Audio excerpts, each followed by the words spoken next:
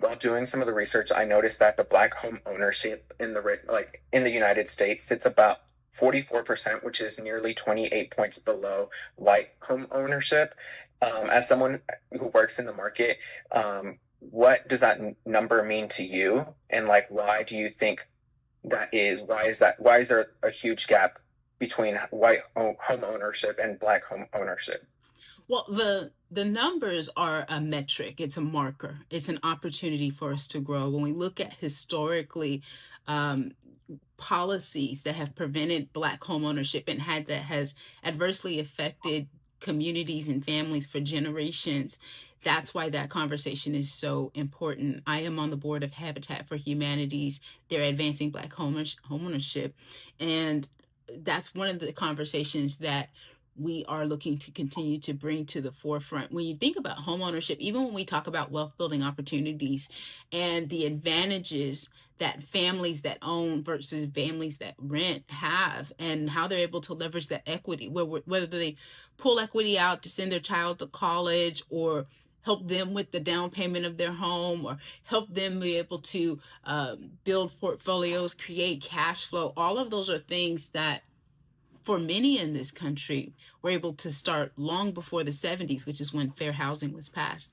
And so it's I look at those numbers not as a comparison, and more as like I said, a marker for where we are today and the opportunities that we have to grow, and to be aware of the policies that are impacting Black families. It's a learning curve. It's a huge learning curve for us. Right.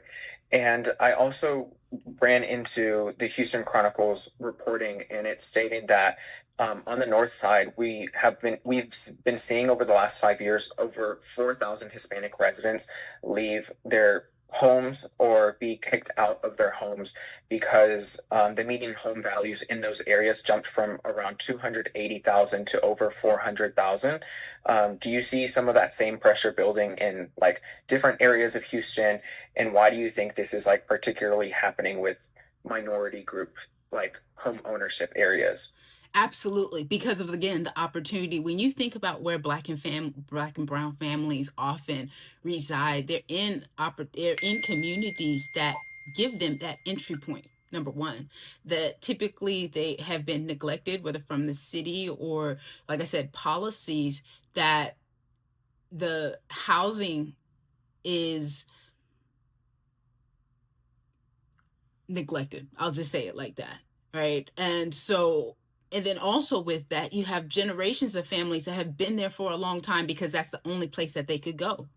And so when we start having things like opportunity zones come in, or investors come in and then build that out, it leaves those that are most vulnerable, whether they're older, whether they're on fixed incomes, um, at the mercy of some of these $500,000 developments, and like you mentioned. And so it's one of those things that real estate, people go where the opportunity is. At the end of the day, they buy what's for their budget, and they look to control their expenses. Real estate is a cost control um, opportunity. When you own, you're less vulnerable to landlords that can go up to in your rent, decide to sell. Yet at the same time, when we start investing in these communities that have been neglected, and their taxes increase or their insurances increase, then we owe it to ourselves to make sure that the same communities we're looking to help aren't harming them as well. Right.